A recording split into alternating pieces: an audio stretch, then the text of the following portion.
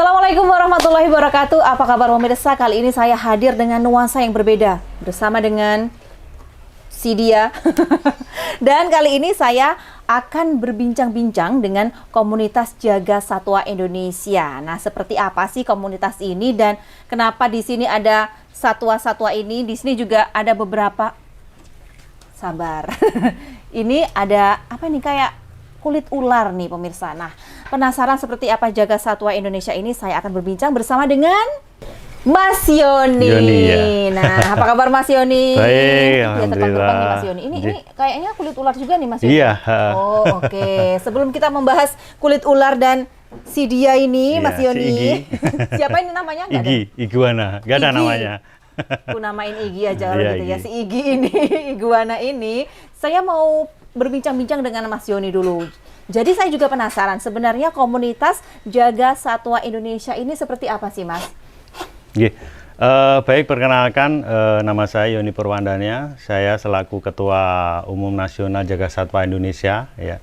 Jaga Satwa Indonesia itu kami bentuk bersama rekan-rekan dari beberapa teman yang memang benar-benar sadar akan pentingnya sekali untuk menjaga satwa sebagai bentuk keseimbangan ekosistem.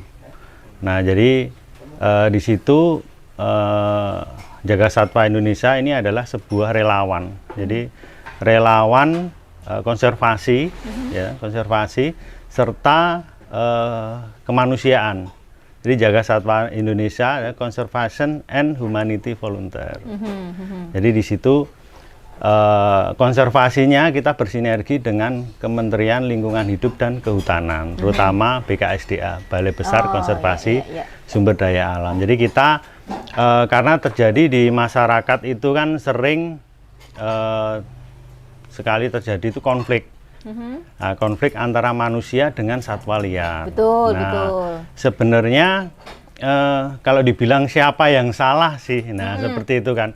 Memang karena kebutuhan semakin berkembangnya kita manusia, terutama untuk lahan pemukiman, nah itu yang membuat mendorong menggeser habitat dan populasi satwa liar tersebut. Oh gitu. Iya. Ya. Baik. Jadi Jaga Satwa Indonesia ini semacam relawan begitu Relawan, ya, ya, betul. yang bekerja sama dengan Kementerian Lingkungan Hidup juga dan Kehutanan begitu ya. Kehutanan. Nah, kalau di Kota Madiun sendiri ini ada kerjasama dengan instansi terkait juga nggak, Mas? Ini, ada. Kami dengan di sini ya. Jadi di sini tuh kebetulan di Jawa Timur itu dibagi 3 bidang. Bidang 1, 2, 3. Bidang 1 itu Balai Besar Konservasi Sumber Daya Alam. Bidang 1 itu yang kantornya ada di Mojopurno, itu membawai mulai wilayah batasannya Jombang sampai ke barat. Jadi termasuk Trenggalek, Tulungagung, Tuban, Lamongan, Ngawi, sampai Pacitan itu masuknya bidang 1. Nah, di bawahnya bidang itu ada seksi wilayah, bawahnya seksi wilayah ada resort. Nah, di sini resortnya yang di Madiun itu kebetulan di Selo, timurnya Pasar Joyo itu resort. Seperti itu. Oke. Nah, kalau di Kota Madiun kan biasanya kalau ada warga atau masyarakat yang misalnya ada ular di rumahnya, kemudian biasanya ada biawak juga.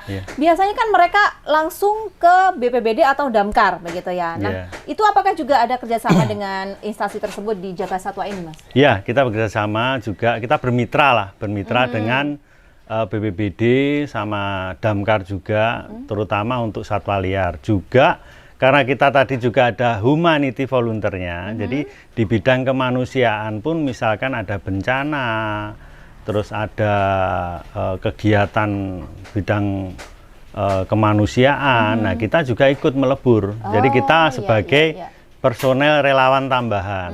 Nah seperti itu di bidang kemanusiaan. Misalnya ada bencana banjir, nanti kita turunkan personel. Nah, biasanya kalau banjir itu kan yang utama kan satwa ular, biawak itu kan masih muncul keluar. Jadi begitu ada bencana, kita adalah tim inti yang pertama turun untuk menyisir setelah kondisi aman. Karena apa? Untuk relawan pun juga harus dijamin keamanannya. Jangan sampai turun nanti ternyata waktu rescue menolong orang hanyut, ya kan?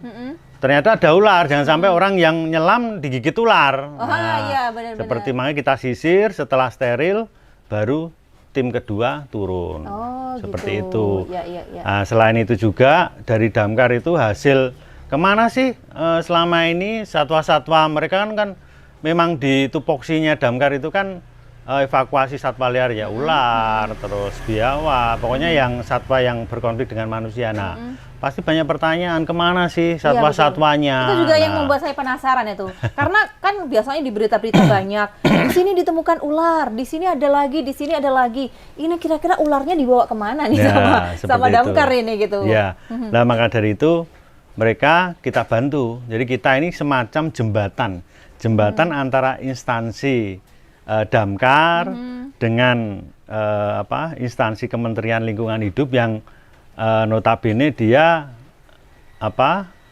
yang mempunyai wilayah lah untuk di bidang sumber daya alam, terutama satwa-satwa. Nah, ini ada satwa ini gimana? Nah, kita yang menjembatani, dari sini kita ambil, kemudian kita berikan ke BKSDA, kita serahkan. Dan nanti BKSDA itu kan dia yang paham wilayah, karena dia kan termasuk kehutanan ya. Oh, titik ini populasi satwanya masih kosong, belum pernah ditemukan. Di sini udah banyak populasinya. Nah, kita merelokasi aja di kota ini satwa liarnya kita relokasi, kita kembalikan ke habitatnya, ekosistemnya. Jadi artinya supaya satwanya juga selamat, terus manusianya juga selamat, otomatis kan korelasinya nanti ekosistemnya juga selamat. Satwa juga nggak punah. Kalau sedikit-sedikit tahu dibunuh, dikeprek kepalanya mati kan lama-lama habis. Jangan sampai nanti generasi 3 berikutnya dari kita cuma tinggal cerita. Nah, itu zaman Mbah Mbien ada satwa ini ular kayak apa mbah ularnya ya, gimana ya, udah nggak ada.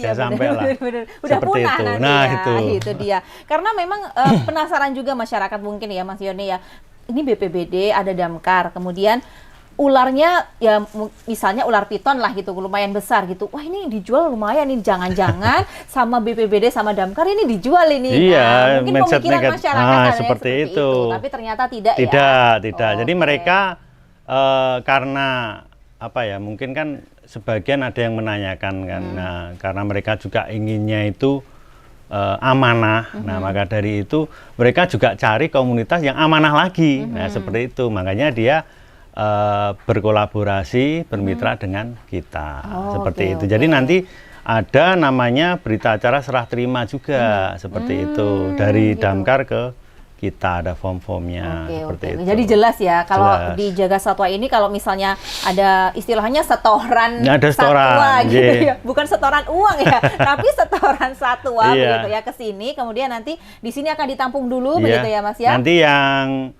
sekiranya ada yang sakit kita cek. Kadang kan biasanya kan serangan dari masyarakat itu kan ada yang sebelum nunggu kita datang kondisi telepon sudah digebuk. Oh iya, benar-benar. Karena masyarakat ini panik duluan seperti itu. Jadi tahu-tahu tuh ada yang sudah berdarah-darah, ada yang disiram air panas. Nah, itu kan butuh treatment. Butuh treatment, kita sembuhkan dulu, kita obati di sini. Jadi kita ada tim medisnya juga. Ada tim medisnya juga. Oh, yang mengobati hewan-hewan setoran yang sakit-sakit ini tadi. Jadi kalau di JSI itu ada kadif-kadifnya, jadi kepala divisinya. Jadi ada kepala divisi yang ngecek hasil. Oh, hari ini tadi ada laporan. Ada laporan penyerahan 1 ekor ular. Nanti dicek. Bagian divisi itu nanti ngecek ke base camp. Ular ini udah masuk belum? Nah, gitu. Jadi benar-benar ketat. Jadi istilahnya, kok tadi ada diambil di si A, di damkar. Lah, sampai dihitung nanti malam, ditunggu. Sudah ada masuk. Kalau dari base camp belum ada masuk, lah nanti dia konfirm lagi sama siapa yang ngambil. Oh gitu, jadi benar-benar dipastikan, dipastikan jelas semua gitu ya. Terus kondisi sakit ini seperti itu. Wah, jadi kondisi sakit pun juga disembuhkan loh sama Mas Yoni ini. Istilahnya dari JSI ini begitu ya, tidak sakit kemudian dibiarkan, ditampung itu begitu saja, tapi ternyata juga diobati nih pemirsa. Wah, hebat. Nah Mas, kalau misalnya ada informasi dari masyarakat begitu ya, tidak melalui damkar tapi langsung ke JSI ini bisakah untuk evakuasi ular juga? Bisa. Misalnya? Jadi gini. Jadi namanya kadang damkar kan terbatas ya. Terbatas tuh dia standby kondisi dia ada giat pemadaman kebakaran di wilayah tertentu. Ada saat itu juga pelaporan ular, ya kan? Nah, maka dari itu akhirnya kan telepon ke sini, kalau nggak dari damkar dialihkan ke sini, kita langsung gerak seperti itu. Gitu. Atau mungkin dari warga sudah ditangkap, kita tinggal ngambil juga bisa. Jadi kita fleksibel, apapun kita siap. Yang penting intinya satwa selamat, manusia selamat, itu nanti ekosistemnya juga selamat. Nah, kalau prosedurnya sendiri Mas, prosedurnya karena ketika ada warga melapor begitu ya, kemudian evakuasi dari JSI, kemudian ditampung nanti. Nah, setelah diobati dan lain sebagainya, nanti prosesnya seperti apa ke BKSDA itu? Nah, setelah diobati nanti kita cek sudah oke, sudah layak untuk dirilis ke alam. Kita hubungi kita hubungi ke balai ya, ke balai, nanti balai ngirim tim ke sini untuk mereka bikin surat berita acara ya, berita acara laporan. Jadi seperti ini, jadi mereka kirim. Oh, ini ya. Boleh lihat Mas? Ini. Nah, ada berita acaranya loh guys. Ini kayak gini nih. Iya. Oh, ini evakuasi ular nih kalau ini diukur semua itu nanti. Jadi misalkan satu persatu nanti diukur, jadi dijabarkan detail sama mereka. Nah, nanti difoto di sini join check bersama. Jadi join check bersama, jangan sampai sendiri-sendiri. Nanti biar nggak ada dusta di antara kita. Oke, baik. Jadi nanti kita ukur bersama. Misalkan si ular ini satu dokumentasi juga satu ukuran. Jadi nanti di situ ada satu dokumentasi, ukuran panjangnya berapa, jenisnya kelaminnya berapa. Nanti baru dicantumkan di berita acara itu nanti. Ya itu nanti juga ada salinannya buat kita satu, terus buat mereka satu. Nah setelah semua di join check bersama muncul ini, baru nanti selang 2 hari atau 3 hari nanti ada mobil ke sini ngambil untuk dibawa ke WRU. WRU itu pusatnya dari Balai Besar. Yang di sini di Jawa Timur nih adanya di dekat Juanda. Kalau matinya di sini gimana nih Mas? Mati di sini tetap kita laporkan. Nah, kita ada juga berita acara kematian. Nah, ini berita acara kematian iya. Ya, jadi bukan jadi nggak manusia aja. Oh, jadi ini ada berita acara kematian. Berita acara kematian ular. Nah, loh, ini dikubur juga termasuk iya, dilaporkan. Jadi dilaporkan, posisi kita menggali itu harus difoto.